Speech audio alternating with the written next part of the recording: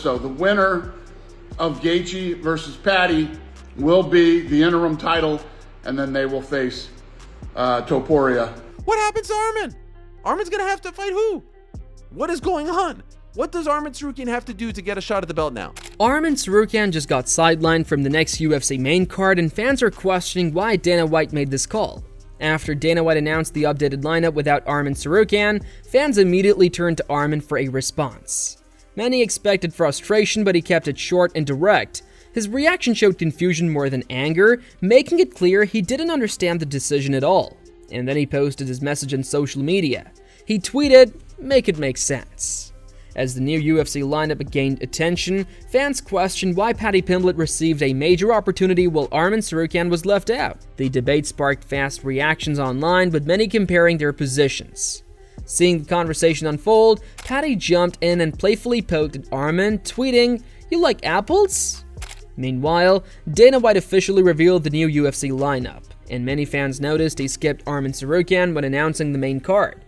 Instead of mentioning Arman, Dana went straight into confirming fresh matchups and title plans. He began by highlighting Gaethje versus Paddy for the interim title, and explained that Topuria is dealing with personal issues, delaying his first quarter return. This set the direction for the rest of the announcement.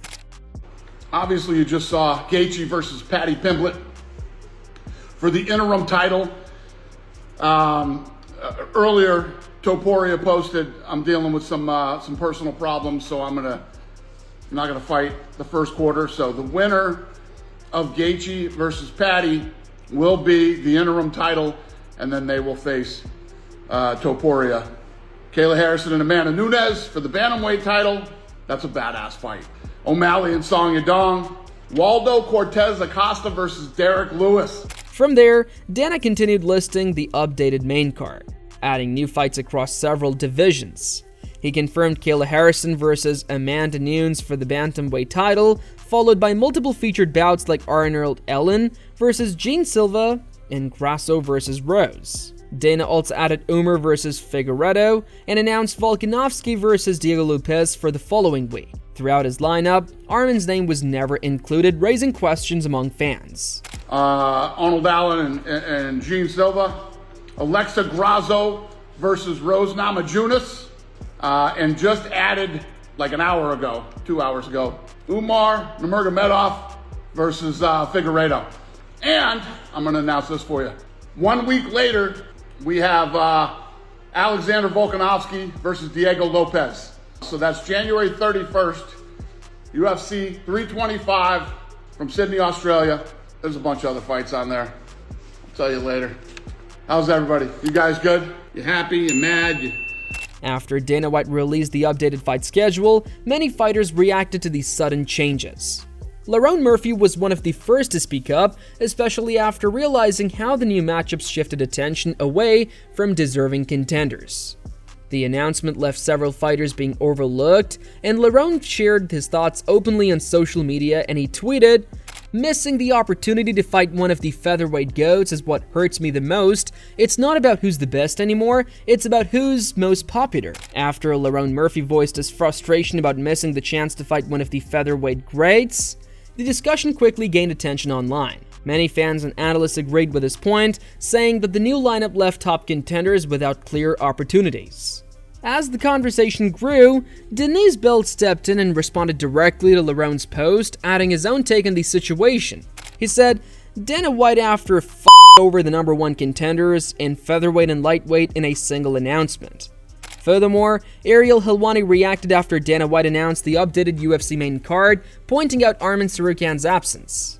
He questioned what Arman must do to get a title shot, highlighting that Arman patiently recovered from injury and then dominated Dan Hooker. Helwani emphasized the frustration and confusion, noting that despite doing everything right, Arman is now left without a clear path forward, showing how unpredictable the UFC's decisions can be. What happens to Arman? Arman's gonna have to fight who? What is going on? What does Arman Tsarukyan have to do to get a shot at the belt now? I know he had the fight back in January. He got hurt. Sue the guy. He sat patiently. He went out there. He steamrolled right through Dan Hooker. He did exactly what he had to do. He did what Khamzat and Islam did not do. He finished his opponent on the ground in dominant, impressive fashion. And now what is he? Now he's just floating in the wind. And he's not even next, apparently. Now, of course, everything can change. Nothing really means anything. They make up the rules as they go along. Continuing, Helwani discussed the controversy over the interim title fight. He questioned why the UFC chose Gaethje versus Paddy for the interim belt instead of a matchup that would have more clearly determined the next contender, such as Paddy versus Arman. Helwani pointed out that Arman was ready to fight months ago, and it didn't make sense that he was passed over. How do you feel about Ilia Topuria's announcement? How do you feel about them going with Gaethje versus Pimblett for the interim title? How do you feel about that matchup? Should it have been, perhaps, I don't know, Paddy versus Arman? Maybe Paddy versus Arman as the number one contender fight? If it wasn't, Arman told us this week, he told us, I'm ready to go in January. Why couldn't we have done Paddy versus Arman for the interim belt? And then that would have been a very, very suitable number one contender fight. Why couldn't that have been the fight? Why did my voice just do that? Adding to that, MMA Guru reacted to the UFC card announcement, noting that Arman Tsarukyan was left out of the main lineup. He highlighted how this could affect Arman's path to a title shot, especially with the interim title fight between Paddy Pimblett and Justin Gaethje, determining the next challenger for Ilia. The Guru expressed concern that Arman might miss both this fight and the following opportunity, delaying his chance at a championship. Doubt it. I do think Pimblett's going to pull this one off and fight Ilia, while Arman doesn't just miss out on this, misses out on the next fight as well if the defense is going to be from Ilia Topuria against the winner of this, as Dana White said. So Arman's going to have to take a fight in May or April and hope that by the time September or October comes around, there'll be a title fight for him. God, that must suck. Oh well. Harrison Nunes. This is a big fight. After Dana White announced the new UFC lineup, attention quickly shifted to Justin Gaethje and Paddy Pimblett. Michael Bisping broke down their situation, explaining how Justin had been waiting for a title shot while Paddy called him out for his stance. Bisping noted that Justin's complaints about deserving a fight made headlines, but now both fighters would settle things in the octagon, building anticipation for the matchup. So this is a great card, okay? So let's talk about this. Justin Gaethje was kind of sitting around on the sidelines saying he wants a title fight or that's it. Paddy Pimblett called him a bit of a little bitch for having that stance. Said, listen, I like Justin, but he's a bit of a bitch for talking like that. You know, don't ever want to say a bad word about Justin Gaethje, because he's a legend, but he's doing interviews lately being a proper you know what I mean? Saying like the UFC owe him and he deserves it and all that. No one's owed nothing. You know what I mean? You fight for it. Well, now they get to settle it in the octagon. I did think that Paddy was kind of the front runner. Certainly after he stepped into the octagon when Ilia Topuria knocked out Charles Oliveira, they had that back and forth. Bisping continued by breaking down the history and rivalries between Ilia, Paddy, and past opponents, noting how storylines like the hand sanitizer boy moment add extra heat. He highlighted that Justin Gaethje, even at 36, is still one of the most explosive and well-rounded fighters in the division, with powerful striking and solid wrestling. Bisping concluded that both bring strong skills, making the matchup highly competitive. Ilia had the belts on, both belts on, pushes Paddy. It was a bit of an awkward moment. That fight looked destined to happen, and of course for years now, Paddy Pimblett's been giving him shit, calling him the hand sanitizer boy and all that type of stuff, right? I don't understand you or anything. Back in the flouty mouthy, clouty, like what? Hand sanitizer boy! I hope they fight down the line because there's certainly a storyline built in, but this is a very, very tough competitive matchup. Now, Justin Gaethje is no spring chicken. I think he's 36 years old, but you know what you're going to get with Justin Gaethje. Yes, of course, against Max Holloway at UFC 300. He also reflected on Paddy Pimblett's previous victories, including his dominant win over Michael Chandler, showing he's undefeated in the UFC and a serious contender. Bisping described Paddy's preparation and athleticism, noting his transformation and readiness for this fight. He concluded that the matchup was built in skill, history, and personal rivalry, promising fans an intense and thrilling contest that both fighters are fully prepared to deliver in the octagon. He got knocked out, he got embarrassed, he got face planted. I tell you what, it was a shocking scene, okay? But that's not normally what happens with Justin Gaethje. He is one of the most exciting fighters. They do call him the human highlight reel for a reason. He's got great wrestling, but the boxing, the striking, the leg kicks, the punch power that he has, I'm telling you, this man is no joke. And neither is Paddy Pimblett, right? We saw last time against Michael Chandler, he is the real deal. He absolutely smoked him. He's undefeated in the UFC. He put a beating on Michael Chandler. And let's remember, Chandler went toe-to-toe with Gaethje, gave Dustin Poirier a good run, knocked out Dan Hooker. So it's not like he's a bum. Yes, he hasn't been winning fights. We all know that. But Paddy made it look different. He beat the living hell out of him. Simple as that. And I knew he had something coming up because last week when I saw him in Qatar. Adding to that, Ariel Helwani broke down how the UFC could have structured the fights more logically. He explained that a matchup between Paddy and Justin makes sense as a way to determine the next contender for either Ilya or Arman. Helwani questioned why the bout was treated as an interim title fight and suggested it would have been more appropriate as a co-main event considering the champion's eventual return.